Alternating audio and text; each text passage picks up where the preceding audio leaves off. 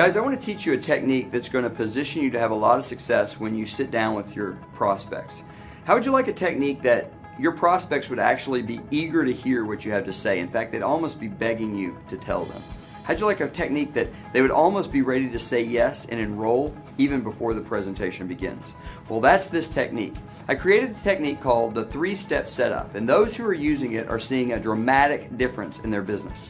I'm going to give you the 3 steps, and then I'm going to give you the verbiage for each of the 3 steps, and it'll set you up to begin to practice it. And I encourage you, use this technique every single time you show this idea to anyone. The 3 steps are: 1, why; number 2, big deal, all in; and number 3, don't care. Why, big deal, all in, and don't care. Let's go through them one at a time.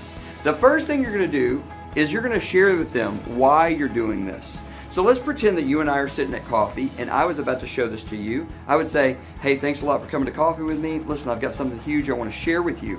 And I would begin to tell my why. Now my why has to do with my family, so it would sound something like this. I've got something huge I want to share with you. Listen, you may know that I've been an executive in the software business for a while, and it might seem like things are going well from the outside looking in, but on the inside, I got to be real with you. I'm just dying. I'm traveling so much. I never see the kids. I never see my wife. I'm missing every one of the kids' events. And all these passions that I know I'm supposed to pursue, I got absolutely no time for them. And I'm just seeing, divorce headed my way. I'm seeing my kids being adults, and it's like the cats in the cradle deal. It's just not good.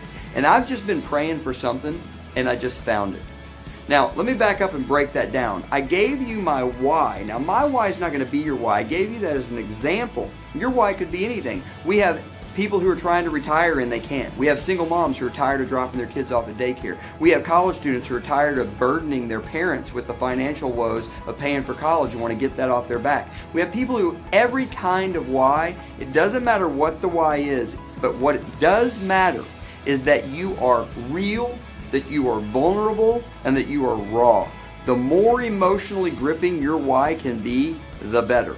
And the last part of this first step is that you need to transition by saying you were looking for something and you found it. I use the phrase, I was praying for something and I found it, because I happen to be a person of faith. It doesn't matter, looking for or praying for, either one works just as well.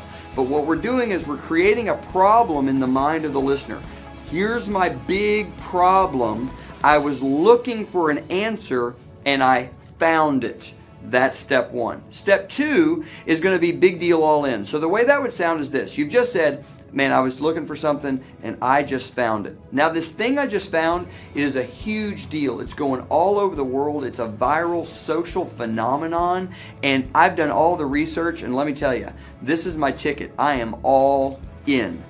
All we said there, guys, is that it's big. We gave them a little reference to how big it is. We want them to know that this is not some small-time thing. This is truly happening all over the globe. Hundreds of thousands of people are getting involved. Now, we're not saying all that. We're just inferring it by telling them how big it is. And we've told them we've done the research and decided to put our chips all the way in, using the poker metaphor. So we're going to say it's a big deal. We've done the research and we're all in.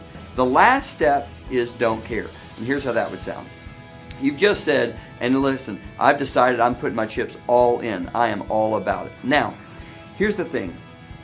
I'm not sure how you're going to, take this. I'm not sure how it's going to impact you. You may love it. You may not get it right away. All I know is this. You're my good friend. I'm going to put this in front of a bunch of people, and I wanted to give you one of the opportunities to be first. Is that cool? So all we said there is, listen, we don't know how they're going to take it. We don't know how it's going to strike them. They may love it. They may not get it right away. It doesn't matter to us. Let me tell you another good phrase you can use. You can say, listen, it won't affect you and I at all. I'll tell you how that would sound. You could say, listen, now I'm not sure how this is going to strike you. You may love it. You may not get it right away. I want you to know either way is cool with me. It's not going to affect us one bit. All I know is you're my really good friend, and I'm going to put this in front of tons of people, and because we're such good friends, I wanted you to have the chance to be one of the first. Is that cool? That's what the don't care step sounds like. We basically take it away from them. We tell them it's not going to affect us either way, and at the end we say to them, I just wanted you to have the chance to be one of the first. Is that cool? They always say yes. Guys, if you will use this little 3-step setup before every presentation, I don't care if it's a video in a coffee shop or a giant live event, it will dramatically improve your results.